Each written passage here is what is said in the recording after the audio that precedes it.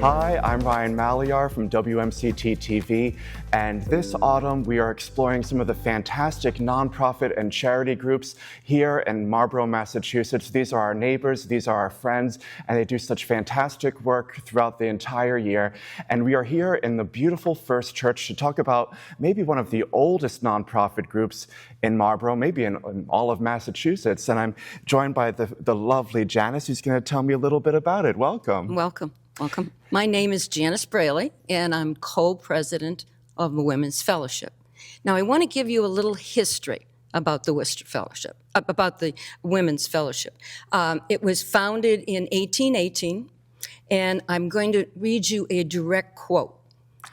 "To alleviate the misery and enlighten the influence of man." That's what it was founded for. The name was changed in 1828 to the Ladies Missionary Society, and then in 1957 to the Women's Fellowship. In terms of outreach for Marlborough, we work at we donate to the food pantry every month.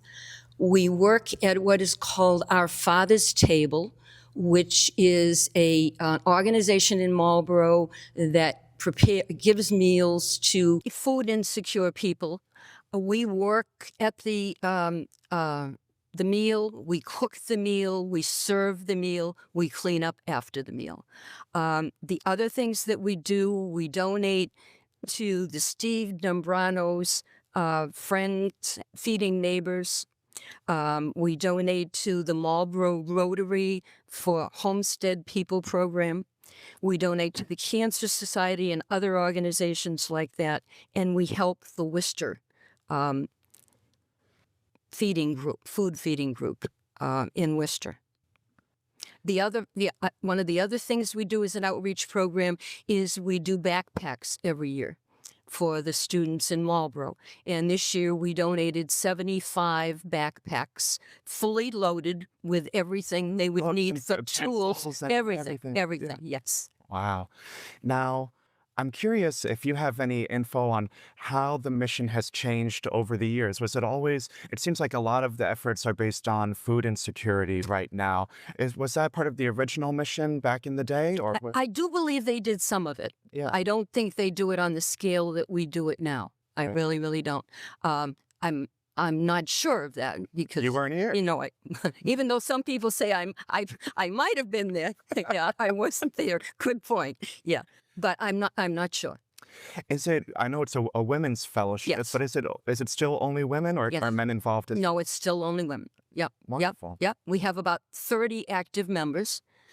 We run all kinds of things for the church. Tell me more. We run rummage sales. We run a big fair in November called the Meeting House Fair.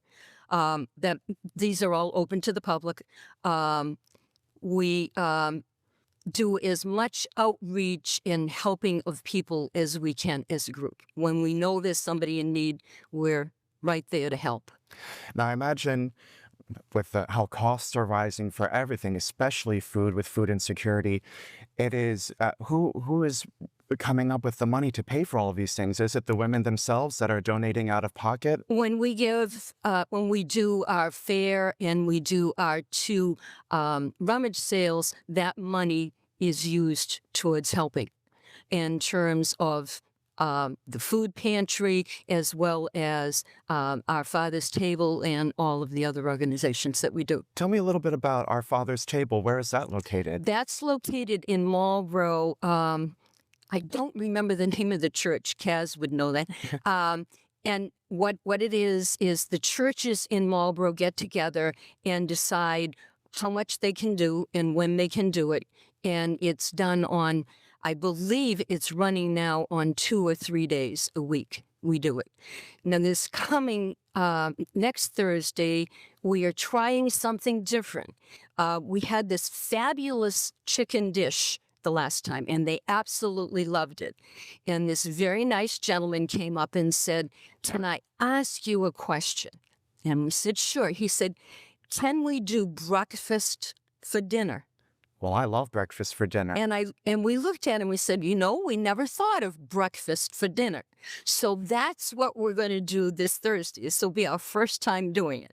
So it will be let me unique. tell you, it's going to be a crowd. Oh, yeah. Because who doesn't like having some pancakes and scrambled eggs? Well, we're not doing the pancakes, but we're doing the bacon and we're doing the eggs and we're doing everything on the potatoes and we're doing all of that. Yeah. And is the women's group very hands-on in that? It You're in the kitchen and we're in the kitchen. We're serving. We're talking with them. We're meeting. Nice group of people. We've got a terrific group of people that show up. It sounds terrific. Is it only members of this congregation that participate? No, other congregations do during their times. Right. During their times. But we each take turns at it. We do it every other month.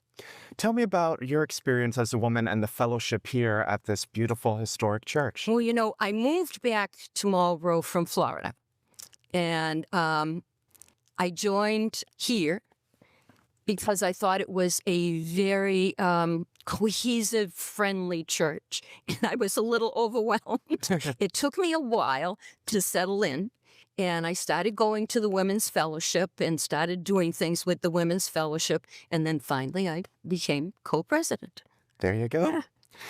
I imagine that it has a fantastic social aspect as well. It does. Tell me about the interactions you have with the other women. Well, we just had a meeting, and we have very lively meetings, okay? There are usually a lot of ideas, and people want to be heard for their ideas, and then we have to do some thinking about them. But we always have, in the group, people thinking ahead of things, and it works out very, very well. And we have a lot of laughs. We have a lot of laughs, and yet we can be very serious. So we're actually Get down to business. Yeah, but if you were at our meetings, you would realize that we really enjoy what we're doing. We really, really do. To put the time and effort in that some of us do, and it's the majority of the women, you have to enjoy it and get joy out of it. Where's the best place for people to find out more about all these different offerings and maybe how they can get involved with this? I would say call our secretary here at the church. Her name is Susan, and she will readily let you know about everything going on. Fantastic. And we do, to let up too, we do publicize it. We do, we put out flyers all the time at the senior centers. We have we do on Facebook, and we do other forms of advertising so they know things that are going on. Wonderful. Well, thank you so much for sharing your time and for sharing your story with us. Thank really you. Appreciate it. Thank you. Excellent. Well, that wraps up our episode here. And like we said, if you have any interest in learning more about this fantastic fellowship and all the work they're doing in the community, all the information is linked below. Thanks for tuning in.